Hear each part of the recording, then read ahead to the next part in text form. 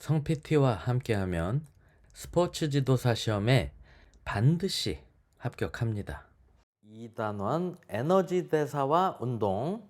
여기 챕터가 생리학의 꽃입니다. 여기가 운동 생리학의 꽃이라고 할 수가 있어요. 자, 같이 또 차근차근히 해 나가 보실게요. 에너지 개념과 대사작용. 에너지, 일을 수행할 수 있는 능력을 에너지라고 한다라는 거죠. 에너지 발생 과정과 형태를 보시면 인체 운동은 음식물로부터 전환된 화학적 에너지를 기계적 에너지로 전환시키는 생체 에너지 과정으로 연속적인 화학작용에 의하여 조절이 된다. 우리가 먹은 음식, 그쵸? 음식물이 크죠? 그 음식을 우리가 먹고 그 먹은 음식, 잘게 쪼개서 먹은 음식들이 이렇게 다 식도를 통해서 내려가서 몸에서 필요한 부분으로 서로 다 이렇게 공급되어서 사용이 되어지는 거죠. 근데 이 음식이 바로 에너지로 사용이 되느냐? 그게 아니라 화학적인 기전, 화학적인 반응을 통해서 화학적인 분해가 일어나고 그렇게 몸에 사용이 되게끔 되는 거죠. 화학 에너지는 그렇기 때문에 인간 활동에 있어서 가장 중요한 에너지 형태다 이렇게 보는 거예요. 음식물 먹은 거를 화학적인 반응을 통해서 우리 신체에서 필요한 곳곳에서의 사용이 일어날 수 있게끔 되기 때문에 인체가 근수축과 같은 기계적인 일을 수행할 때 사용되는 직접적인 에너지원은 ATP이다라는 거예요. 여기 ATP라는 게 아데노신 3인산이라고 표현을 해요. 굉장히 어렵게 느껴지실 수 있지만 별거 아니에요. 아데노신이라는 큰 복합 분자 하나와 트라이파스페이트, 그러니까 포스페이트가 3개인 거예요.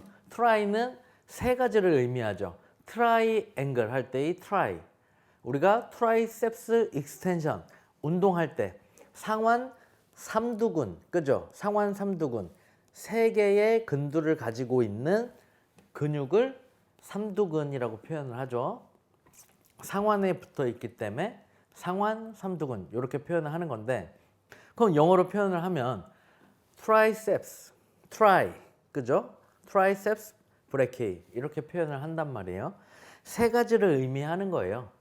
트라이포스페이트, 포스페이트가 인산염을 의미하는 거고, 그렇기 때문에 ATP라는 거는 지금 제가 설명드린 것처럼 큰 복합 분자 1개와 인산염 3개를 ATP다 이렇게 표현을 하는 거예요. 이해되시죠? 그러니까 우리가 기계적인 이런 움직임을 할 때, 그리고 근수축을 할 때 이용되는 주 에너지원은 ATP이다라는 거죠. 좀 이따 뒤에서 다시 좀 더 풀어서 설명을 또 드려볼게요. 에너지 대사 측면에서 탄수화물과 지방의 특성. 탄수화물은 높은 운동 강도에서, 그러니까 운동 강도가 높을 때 지방보다 더 선호되는 에너지원이다. 그러니까 고강도에서의 에너지원은 어떤 걸 쓰냐 하면 탄수화물인 거죠. 우리가 웨이트 트레이닝, 바디빌딩 운동을 할 때도 고강도 운동을 하죠. 그때 탄수화물 에너지를 바탕으로 사용을 하는 거예요. 운동 강도가 낮을수록 지방의 이용률이 증가한다. 운동 강도가 세지 않고 낮을 때 지방에 대한 그 에너지 이용을 더 증가시킨다라는 거죠. 그래서 우리가 흔히 알고 있는 트레드밀 위에서 저강도로 오랫동안 걷는 게 체지방 감량에 더 좋다, 뭐 이렇게 표현을 하죠. 지방은 산화를 통한 ATP 생산을 위하여 반드시 산소가 필요하다. 그렇기 때문에 유산소 운동 이렇게 표현을 하는 거죠. 1g의 지방은 약 9kcal의 열량을 생산한다. 가장 칼로리가 높은 게 지방인 거죠.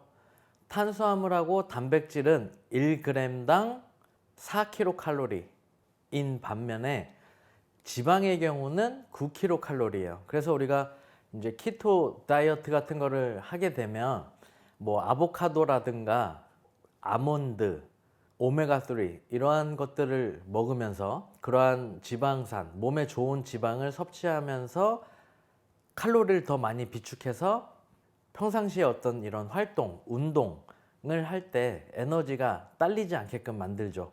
그러면서 더 몸에 많은 지방을 태울 수 있게끔 몸 상태를 그렇게 만드는 형식으로다가 진행을 많이 하죠. 체내의 대사 과정. 물질을 합성하여 에너지를 저장하는 동화작용과 물질을 분해하여 에너지를 소비하는 이화작용으로 구분을 한다. 바디빌딩에서 몸을 만드는 그러한 부분을 잘 하려면은 아나볼릭을 잘 시켜야 되죠. 동화작용을 잘 촉진시켜야 되는 거고, 최대한 이화작용이 없게끔 해야 잘 하는 거죠. 안정시와 운동 중 에너지 소비량 측정 및 추정 보시겠습니다. 직접 열량 측정법은 열 생산을 직접 측정함으로써 에너지 소비량을 측정을 한다라는 거죠. 간접 열량 측정법은 산소 소비량과 이산화탄소 배출량을 이용해서 에너지 소비량을 추정하는 방식으로 측정을 할 수가 있다라는 거고요.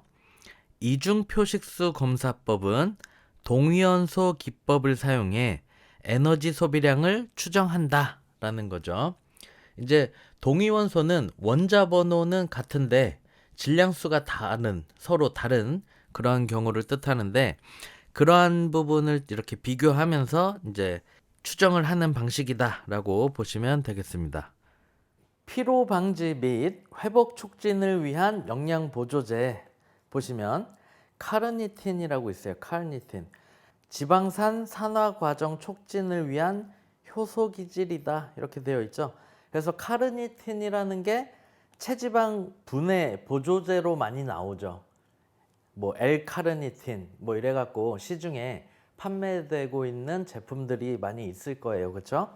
이제 몸에서 생성되어져야 되는 카르니틴 양이 나이를 먹어가면서 점점 더 적어진다라고 알려져 있어요. 그렇기 때문에 나이살이 찐다, 체지방이 계속 생긴다, 뭐 이렇게 보는 부분이 있죠. 그래서 이제 카르니틴 같은 보충제를 통해서 체지방을 좀 더 잘 분해하려고 그렇게 하는 경우들이 있죠.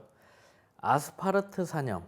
아스파르트 산염은 암모니아 생성을 완화해주는 그러한 영양 보조제다. 이제 암모니아라는 건 독소죠. 그러니까 그러한 독소, 몸에 안 좋은 거를 생성되는 거를 완화시켜 준다라고 보시면 되고, 단백질 같은 거를 너무 과하게 먹어도 이제 그런 몸에 안 좋은 부분들, 독소 이러한 것들이 생성이 될 수가 있어요. 그래서 이러한 것들을 완화시켜 주는 거, 아스파르트 산염. 글리세롤, 혈액량을 증가시켜 준다라는 거고, 알기닌은 여러분들이 잘 알고 있는 마늘에 굉장히 많이 들어있는 성분이죠. 그래서 혈관 확장과 혈류량 증가를 시켜준다. 그래서 마늘이 무슨 이제 정력제로 또 우리가 많이 알려져 있죠. 혈관을 확장시켜주고 혈류량을 증가시켜주니까 혈액이 굉장히 더 잘 순환하게끔 되겠죠. 그러한 성분이 알기닌이라고 하는 성분이에요. 참고로 인삼에는 이제 사포닌이 굉장히 성분이 많이 들어있다라고 또 알려져 있죠.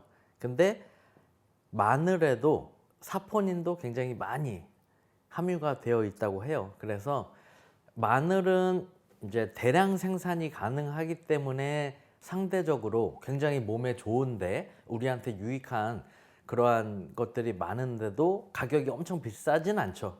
반면에 인삼 뭐 이런 거는 비싸요. 그렇죠? 대량으로 막 이렇게 생산하기 어렵기 때문인데, 어쨌든 우리가 마늘 같은 거 그래서 잘 챙겨 먹으면 굉장히 좋겠죠. 보조식품으로도 이렇게 나오는 부분들이고, 인체의 에너지 대사 보시면 인체는 세 가지 대사 경로를 통해서 ATP를 생성한다.